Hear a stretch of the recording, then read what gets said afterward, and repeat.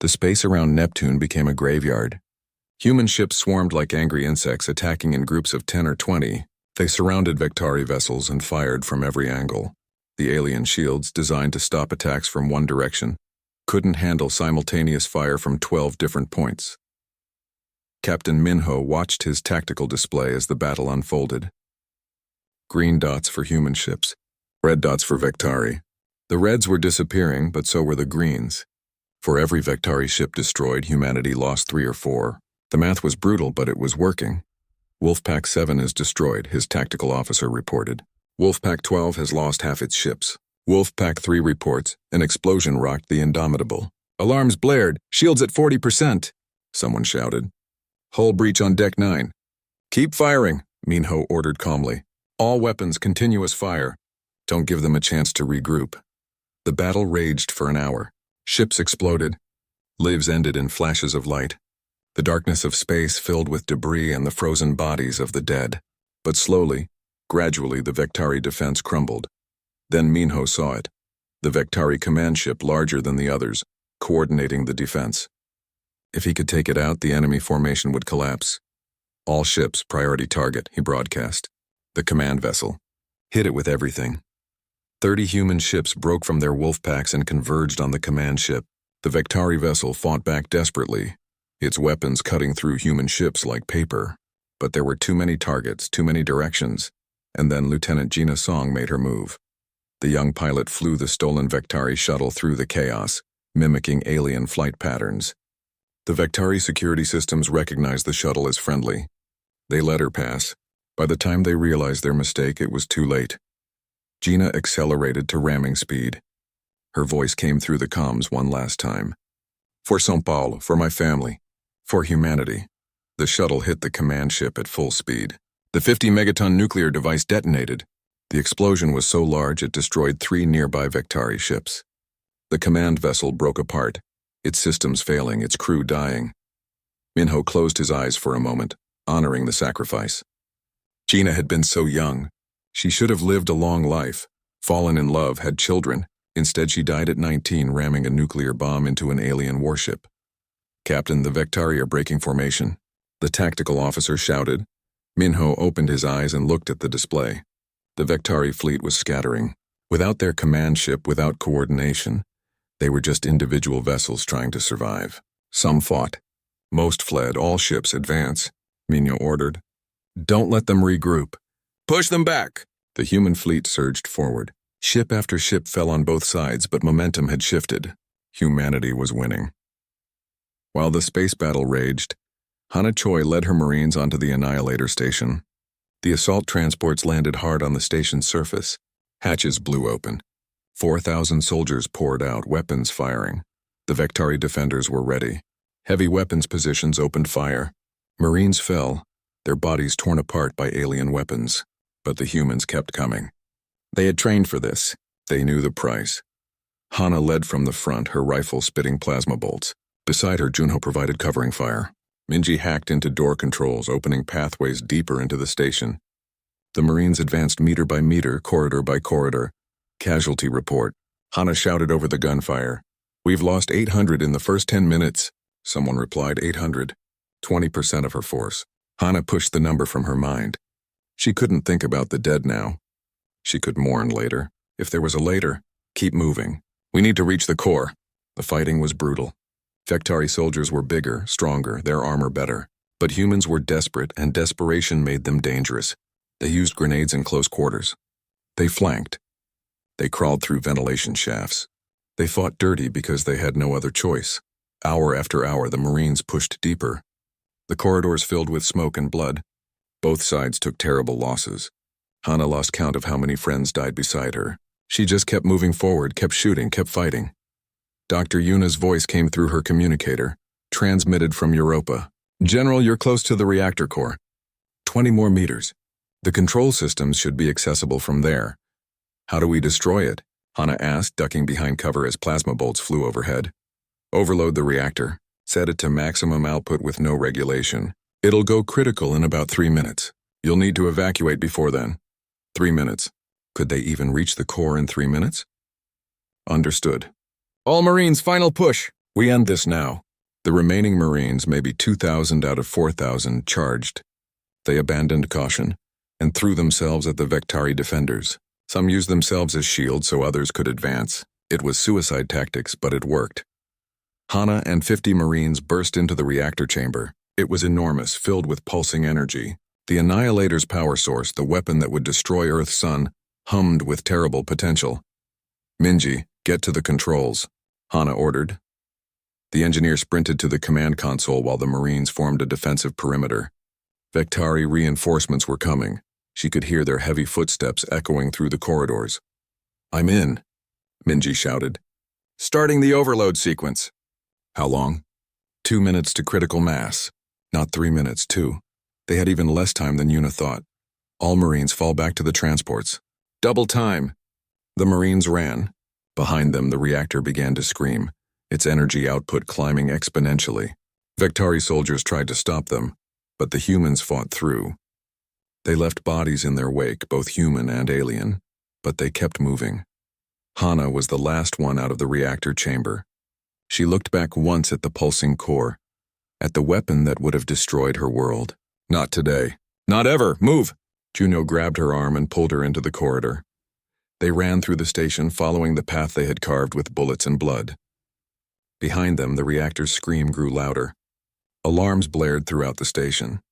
The Vectari were evacuating too, abandoning their posts in panic. Hana and her surviving Marines reached the transports with 40 seconds to spare. The ships launched immediately, engines screaming as they pushed away from the station. Faster, Hana shouted at the pilot. We need to be clear before the Annihilator exploded. The reactor went critical, its energy tearing the station apart from the inside. The explosion was massive, a miniature star blooming in the darkness. The shockwave hit the transport, sending it spinning. Hold together, the pilot yelled, fighting the controls. The ship held. Barely. When the shaking stopped, Hana looked out the viewport. The Annihilator was gone. Just debris now, scattered across Neptune's orbit. The weapon that would have destroyed Earth existed only as wreckage. Mission accomplished, she said quietly. Then louder, to her surviving Marines. We did it. We actually did it. The soldiers cheered. They cried. They embraced each other. These warriors who had descended into hell and somehow climbed back out. Of the 4,000 who had assaulted the station, only 500 survived. But they had saved humanity. In space, the battle was ending. Of 400 Vectari ships, 340 were destroyed. The remaining 60 broke formation and jumped to faster-than-light speed, fleeing the solar system. Captain Minho broadcast to all human ships, "Cease fire. They're running. Let them go. Let them tell their people what happened here." The human fleet regrouped, battered, damaged, but victorious. Of 600 ships, less than 200 remained operational. The cost had been staggering, but they had won. 3 weeks later, the Vectari Empire broadcast their surrender. The transmission came from their home world, light years away. The Vectari High Council spoke with voices that sounded tired and old. Humanity of Earth, the Vectari Empire acknowledges defeat. We will withdraw all forces from your system. We will provide technological data as reparation. We ask only that you do not pursue us into deep space. We have learned our lesson. We underestimated you. We will not make that mistake again. Admiral Tejan, sitting in his command center in the Himalayas, listened to the surrender. Then he crafted his response carefully. We accept your surrender. We will take your technology and learn from it. But understand this, we will pursue you. Not for revenge. Not for conquest, but to ensure you never threaten another species. Humanity is done hiding. We're coming out into the galaxy, and the galaxy will know what happens to those who try to destroy us. The transmission ended. Earth erupted in celebration. In the tunnels and underground cities, people cried and laughed and held each other. For the first time in over a year, they weren't at war. They had survived 5 years past. Earth slowly healed. Cities were rebuilt, though they looked different now, harder, more functional.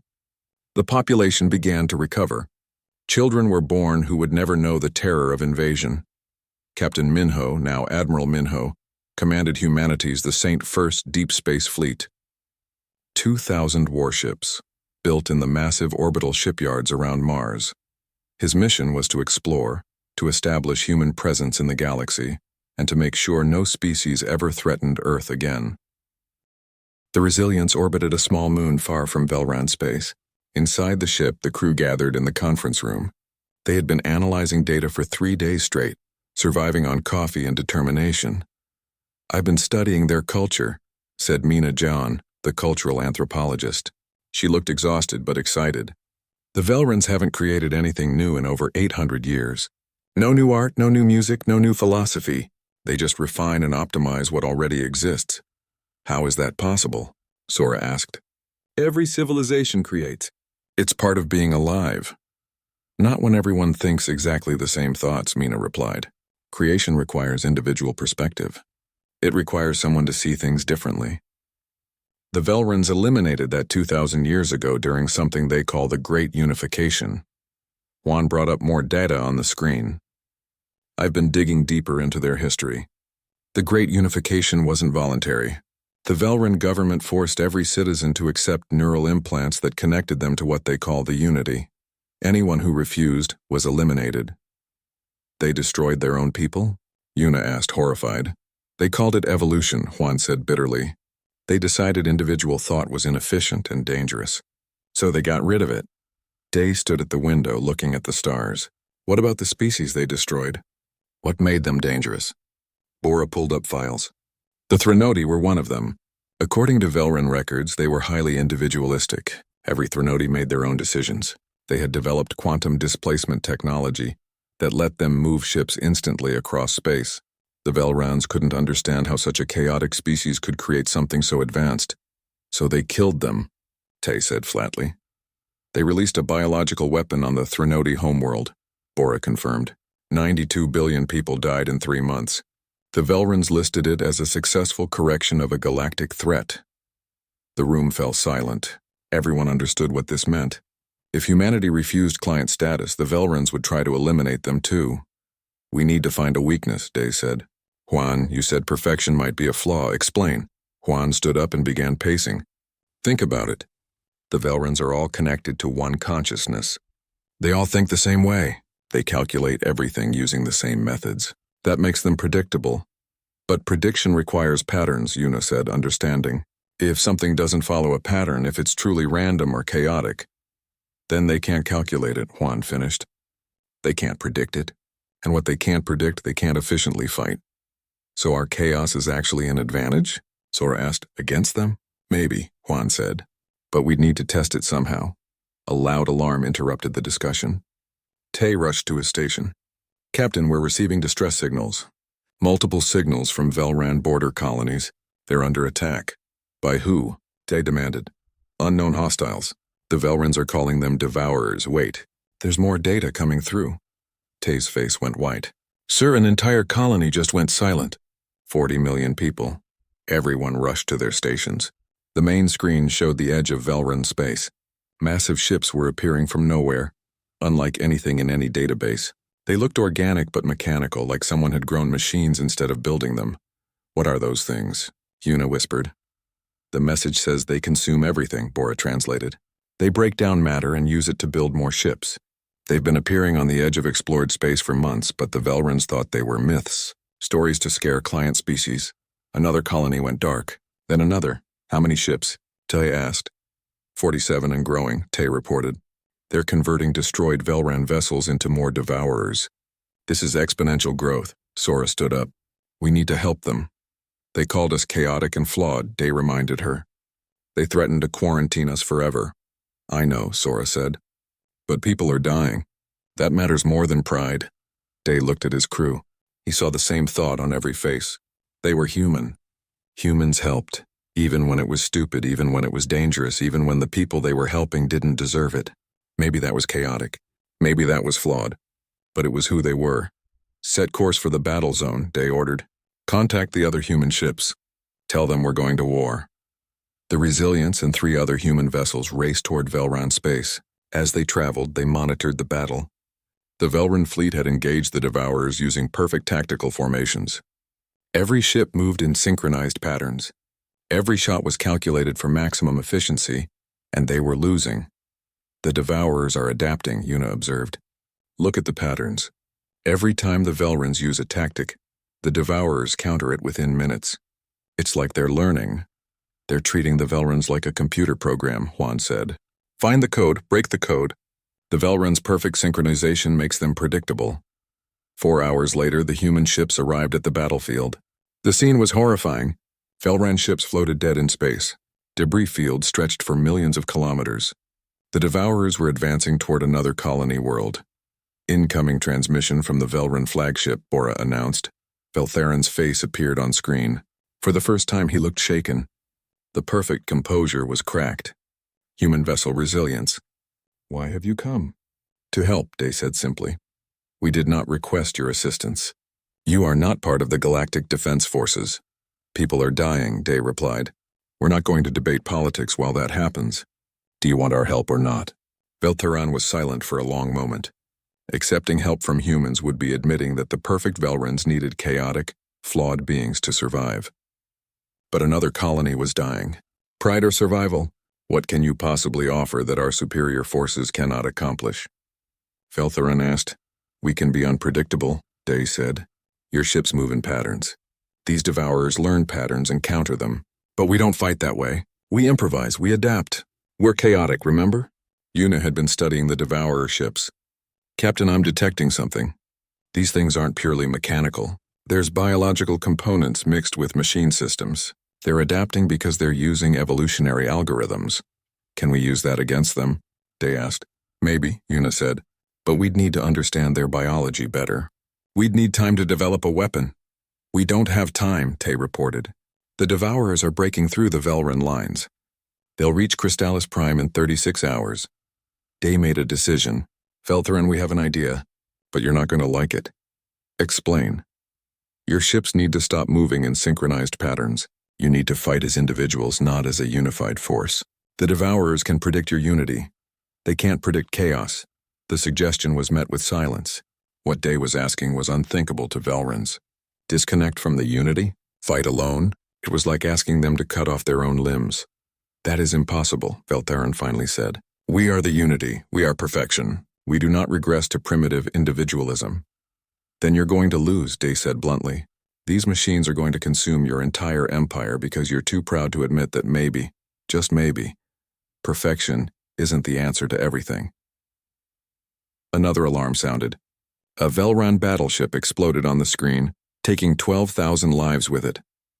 Veltheron closed his eyes. When he opened them, something had changed. Fear. Real, individual fear. What do you need from us? He asked quietly. Time, Dee said. And trust. Can you give us that? Before Veltheron could answer, a young Velran officer appeared on a separate channel. It was Relmara, the one who had watched the humans leave. High Architect, she said, and her voice was her own, not synchronized with others. I volunteer to disconnect from the unity. I will fight alongside the humans. If this is what survival requires, then I choose survival over perfection. The transmission ended. Veltheron stared at the blank screen, stunned. A Velran had just chosen individuality over the unity. It was the first time in 2,000 years. It seems, Veltheron said slowly, that your chaos is contagious. Let's hope so, Day replied, because we're going to need a lot more of it. Relmara stood in the docking bay of the Resilience, surrounded by 200 other Velrans who had volunteered to disconnect from the unity. They all looked terrified. Disconnection was considered worse than death in Velran society, but they had made their choice. This will feel strange, Yuna warned them. She had adapted human medical technology to safely disable their neural implants. You'll suddenly be alone in your own mind. No shared thoughts. No collective consciousness. Just you. Will it hurt? One young Velran asked. His voice shook. Not physically, Yuna said gently. But emotionally? Yes, it will hurt. One by one, the Velrans lay down on medical beds. Yuna and her team worked quickly. Each disconnection took only minutes. When the Velrans woke up, they looked lost. Some cried. Some sat in silence, overwhelmed by the sudden emptiness in their minds. Others seemed relieved, like they had been holding their breath for their entire lives and could finally exhale. Relmara was the last. When she opened her eyes after the procedure, she gasped. For the first time in her life, her thoughts were only her own. No background hum of millions of other minds. No shared knowledge flooding her consciousness. Just silence. How do you live like this? She whispered to Yuna. How do you survive being so alone? Yuna smiled. You're not alone. You're just individual. There's a difference. Come on, we have work to do. In the ship's training room, Tay and Chan Li were teaching the disconnected Velrans how to fight without synchronized tactics. It was harder than expected. No, no, no. Tay shouted as a Velran pilot crashed into another during a simulation. You don't fly in perfect formation anymore. You need to think for yourself. If an enemy is coming at you, do something they won't expect. But the optimal response is to maintain formation and concentrate fire, the pilot protested. Optimal gets you killed, Chan replied. These devourers predict optimal. You need to be suboptimal. You need to be weird. You need to surprise them. The pilot looked confused. How do I choose to be suboptimal on purpose? That makes no sense. Welcome to being human, Tay said with a grin. We've been making no sense for thousands of years. It's our specialty. Slowly, painfully, the Velrans began to learn. They made mistakes. They crashed simulated ships. They failed exercises again and again. But with each failure, they learned something new. They were experiencing what humans had known forever. Growth comes from imperfection. Meanwhile, Sung Kwan and Yuna worked in the medical lab, studying samples they had collected from destroyed devourer ships. The machines were partially organic, their circuits mixed with living tissue. This is incredible, Yuna said, examining cells under a microscope. These organisms are using viral mechanisms to share information. When one devourer learns something, they all learn it through biological data transfer. Like a hive mind, Sung said, but unlike the Velrans, it's not neural. It's viral. They're infecting each other with knowledge. Which means they're vulnerable to infection, Yuna realized. If we could create a virus that disrupts their communication, Sung was already ahead of her. I've been analyzing human gut bacteria. Earth life is incredibly diverse. We've evolved alongside billions of different organisms. Our immune systems are trained to handle constant chaos. And the Velrans? Sterile. Perfectly engineered. No exposure to random biological threats for thousands of years. Their immune systems are specialized for specific threats, not general chaos. So what are you thinking? Sung held up a sample container. I'm thinking we weaponize Earth's messiest, most chaotic biological systems and introduce them to these perfectly adapted machines. Let's see how they handle real evolutionary pressure. On the bridge, Day coordinated with Veltheron's fleet. The Velran High Architect had reluctantly agreed to let some of his ships operate with more autonomy.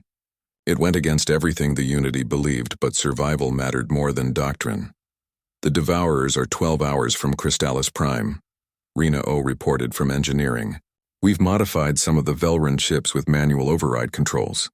The pilots can now make individual decisions without waiting for Unity calculations.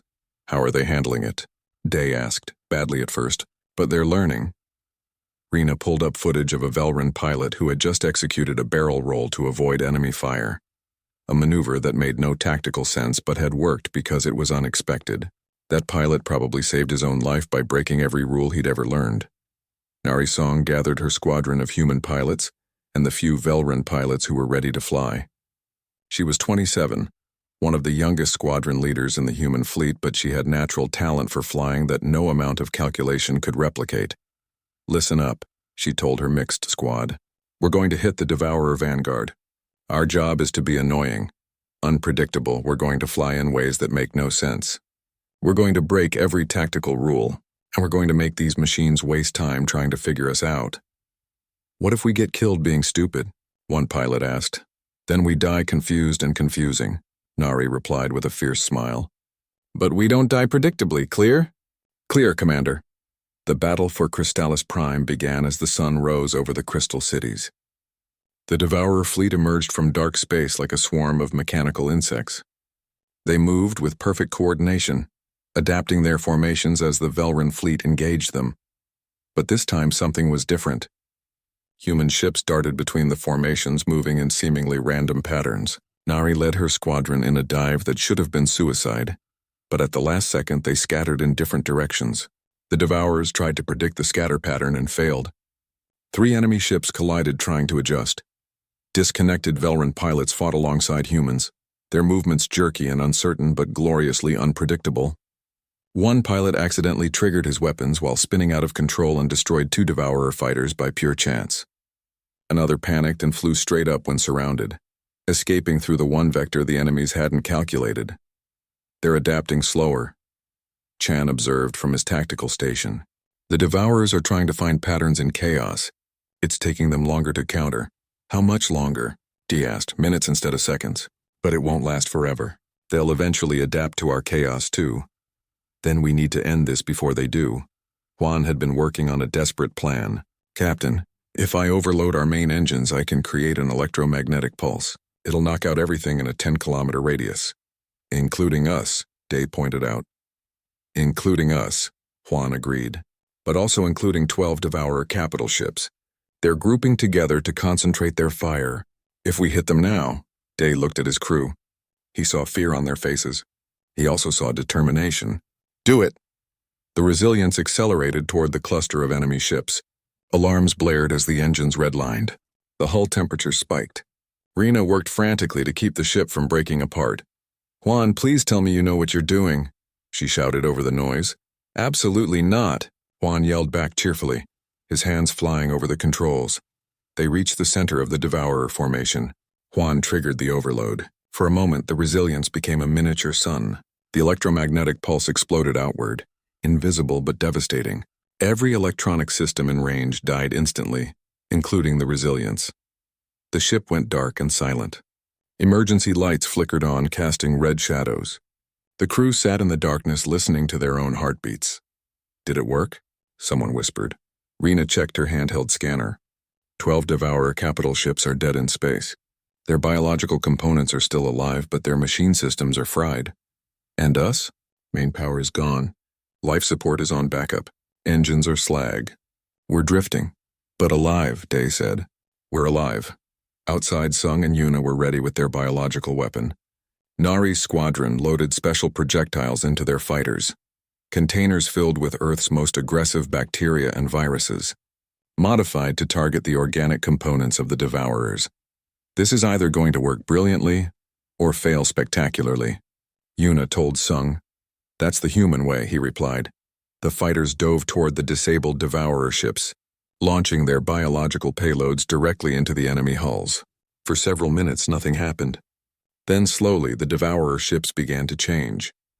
Their hulls rippled. Their organic components started rejecting the machine parts. The viral weapon spread from ship to ship, carried by the same biological communication system the Devourers used to share knowledge. Now they were sharing death. One by one, the massive ships went dark. Their adaptive systems couldn't handle the sheer chaos of Earth's biological diversity. They had been designed to handle predictable threats, not the random evolution of billions of years of messy, chaotic life. On Crystallis Prime, Veltherin watched the battle from the command center. The Unity had been monitoring the fight through thousands of connected minds. But now something unprecedented was happening. The disconnected Velrans were winning. The chaotic, unpredictable, flawed strategy was succeeding where perfection had failed. Perhaps, Veltherin said quietly to himself, speaking words that only he could hear, we were wrong about everything. The thought terrified him, but it also strangely gave him hope. In space, the Resilience drifted powerless but victorious.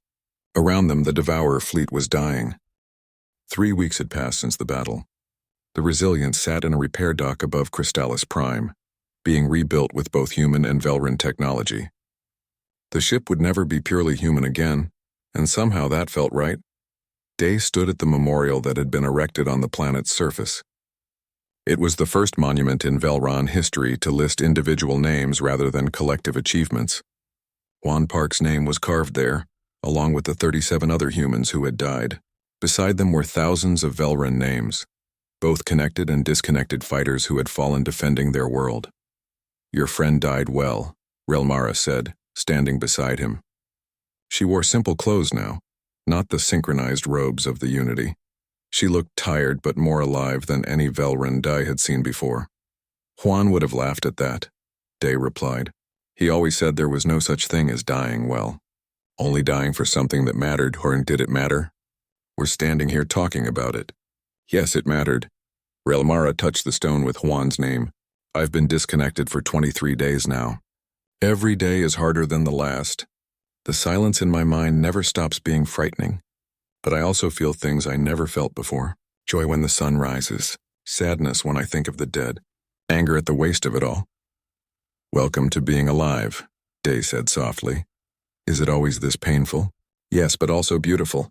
You'll learn to appreciate both. Back at the Galactic Council chambers, an emergency session was underway. Representatives from 47 client species had gathered, along with the Velran leadership. The room buzzed with conversation, another first. Previously, only the Velran spoke while everyone else listened.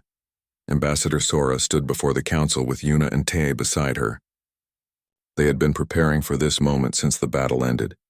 Everything they said in the next few hours would shape the future of the galaxy. Veltharan called for silence. His voice was different now. It was his own voice, not the unified chorus.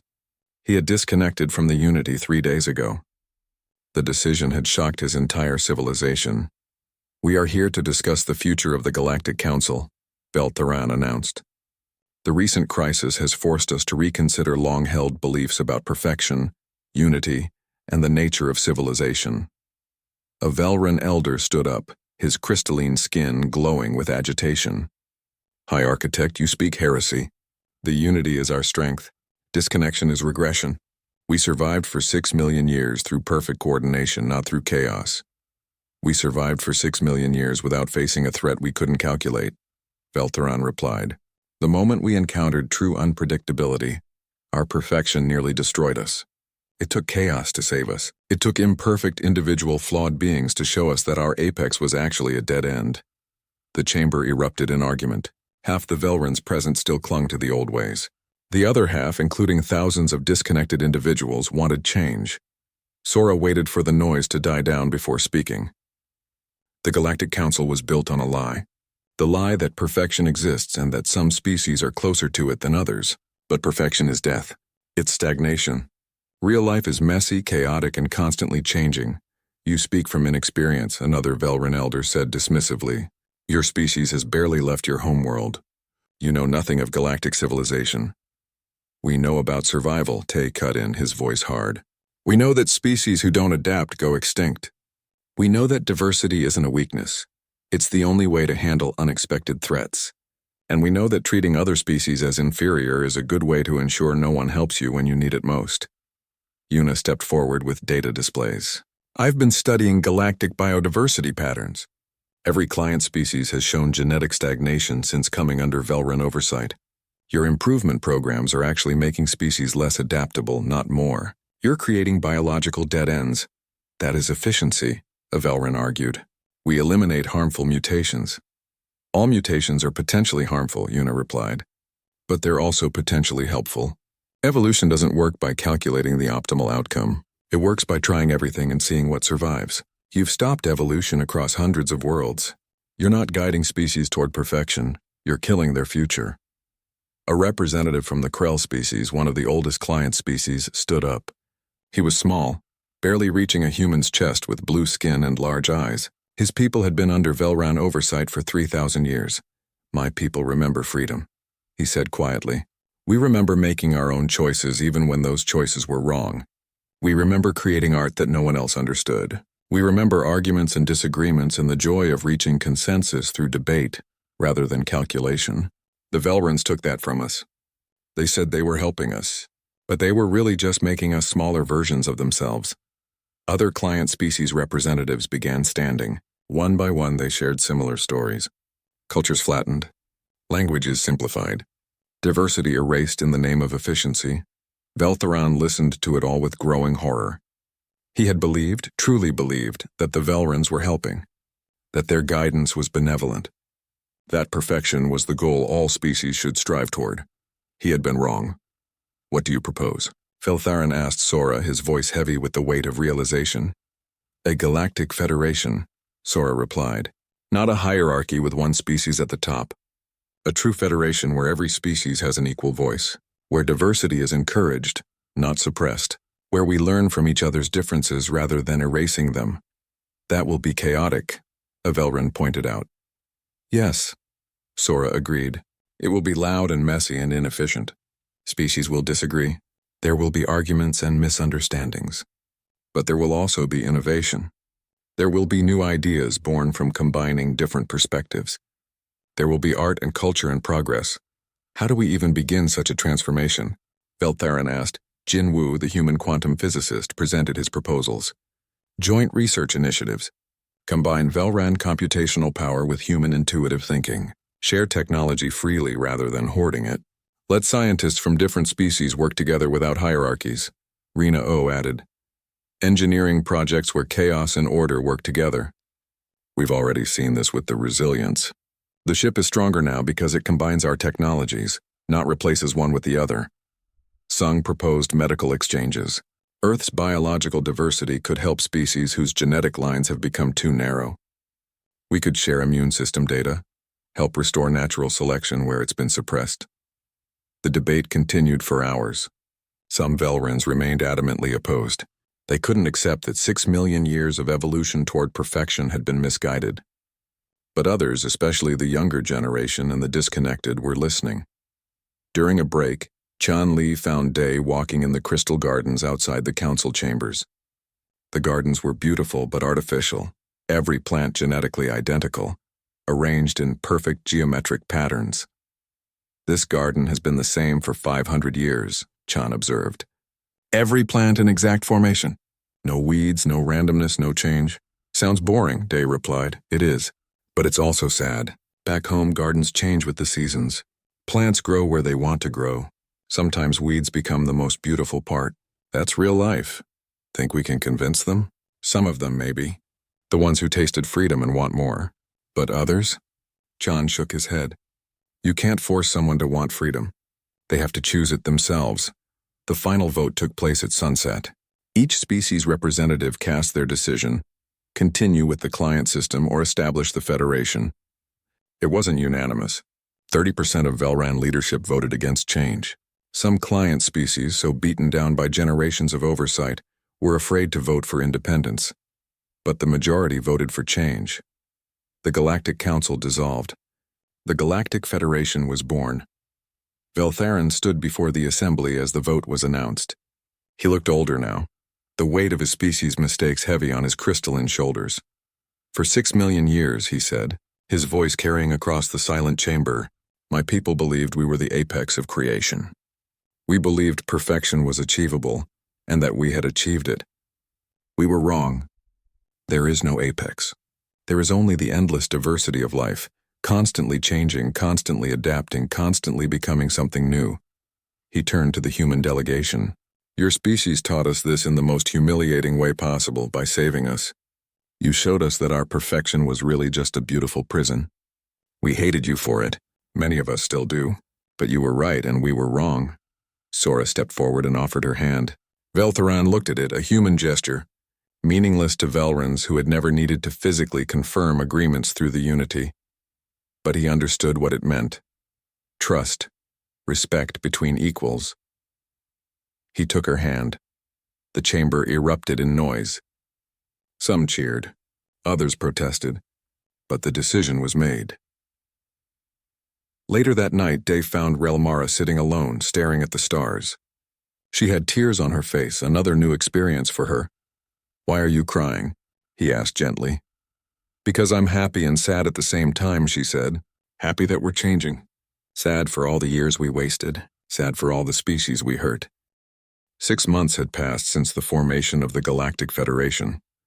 The changes were happening slowly, sometimes painfully, but they were happening. Day stood on the bridge of the rebuilt Resilience, watching as a mixed crew of humans and Velrans worked together. It still felt strange to see Velrans making individual decisions, sometimes arguing with each other about the best approach to a problem. But it also felt right. Captain, we're approaching Earth, Bora announced from communications. Home sweet home. Earth filled the view screen, blue and green and beautiful. After months in the sterile perfection of Velran space, the messy chaos of his home planet looked more precious than ever. Send a message to Federation headquarters, Day ordered. Tell them we're bringing guests. Those guests included Relmara and 15 other Velrans who wanted to study human culture. They stood nervously at the observation windows, staring at Earth with a mixture of fear and fascination. "It's so random," one Velran observed. "The continents have no geometric patterns. The weather systems are unpredictable. Even the rotation is slightly irregular. That's what makes it beautiful," Yuna said. She had become the official liaison between humans and Velrans, helping them understand each other. "Perfection is boring. Life is interesting." As the ship descended toward the landing facility in Seoul, Relmara pressed close to the window. "There are so many different types of buildings. Different colors. Different heights. It's chaotic." "That's because different people built them at different times for different reasons," Day explained. "Each building tells a story. Each one represents someone's individual choice." "We used to have that," Relmara said softly. "Before the Great Unification. I've been reading our old histories. We had art and music and buildings that looked like nothing else in the galaxy. Then we decided it was inefficient." "Can you get it back?" Day asked. "Some of us are trying. But it's hard to create when you've been trained for 2,000 years to optimize instead." The Resilience landed in a facility buzzing with activity. Human technicians worked alongside alien engineers from a dozen species. The sound of multiple languages filled the air. It was noisy, confusing, and wonderful. Ambassador Sora greeted them at the landing pad. She looked tired but happy. The past 6 months had been intense, negotiating treaties, establishing new protocols, helping client species transition to independence. But it was working. "Welcome to Earth," she told the Velran delegation. "I hope you're ready for chaos." The Velrans spent their first week simply observing. They walked through cities where no two buildings were alike. They listened to street musicians playing songs that had never been calculated for optimal enjoyment. They watched children playing games with no predetermined outcomes, making up rules as they went. Relmara found it all overwhelming and exhilarating. She kept a journal, something no Velran had done in centuries because the Unity remembered everything. But personal memories were different from shared data. They were hers alone, and that made them precious. One day, Tay took her to a traditional Korean market. The noise and crowds made her anxious, but Tay was patient, guiding her through the chaos. "This is where my grandmother used to shop," he explained. "Every vendor knows her. They remember her preferences, her family, her stories. That's something your Unity could never capture. The personal relationships built over years of small interactions." A vendor offered Relmara a sample of kimchi. She hesitated.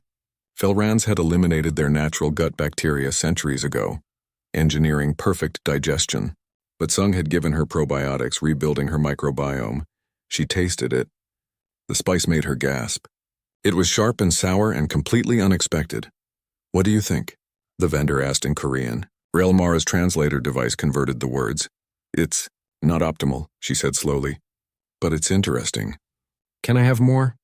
The vendor laughed and gave her a whole container. It was a small moment, but it meant everything. A transaction based not on efficiency, but on generosity and connection. Meanwhile, at Federation headquarters, Jin Wu was presenting his research to a council of scientists from 20 different species. He had been working on a project that combined Velran quantum computing with human intuitive mathematics. The Velrans were right that calculating possibilities is important, Jin explained. But they forgot that creativity comes from exploring impossible possibilities. Our combined approach, computation plus imagination, has led to breakthroughs neither species could achieve alone. A Threnody scientist, one of the few survivors of the genocide, spoke up. "My people developed quantum displacement technology through creative exploration, not calculation. The Velrans destroyed us because they couldn't understand how chaos could produce genius." The room fell silent. The wounds were still fresh. The Velrans had apologized, but apologies couldn't bring back 92 billion lives. A Velran scientist stood. His name was Kesh, and he had been part of the committee that had approved the Threnody extermination. He had disconnected 2 months ago, and the guilt was destroying him. "I helped kill your people," Kesh said, his voice breaking. "I believed we were right. I believed chaos was dangerous. I was wrong, and I will carry that wrongness until I die. But I want to help make sure it never happens again." "Will you let me?" The Threnody scientist looked at him for a long moment. Anger warred with pragmatism on her face. Finally, she nodded. "Help me rebuild my people's research. Help me recover what was lost. That won't absolve you, but it's a start." Kesh bowed deeply. "Thank you." That's more than I deserve. Back on Earth, Nari was teaching Velran pilots how to fly for joy rather than just efficiency. They practiced in small aircraft over the ocean, learning to feel the wind and the machine rather than just calculating trajectories. One young Velran pilot, Mir, executed her first barrel roll without calculating at first. She just felt the moment and moved. When she landed, she was shaking. "I could have died," she said. "I didn't know if the roll would work. I just tried it." "But you didn't die," Nari pointed out. "You trusted yourself." That's the difference between calculation and instinct. Sometimes you have to jump before you know where you'll land. Is that not terrifying? Always, but also exhilarating. Mir thought about this. "I think I understand why humans smile so much. You're constantly terrified, so you laugh to handle the fear." "That's actually pretty accurate," Nari admitted with a grin. 4 months into their visit, the Velran delegation gathered for a final meeting before returning home. They sat in a circle, another human custom, and shared their experiences. "I learned to paint," one Velran said. "My paintings are terrible. But they're mine. No one else in the universe could have made them." "I wrote poetry," another added. "It doesn't follow any established patterns. It might be meaningless, but I cried when I wrote it."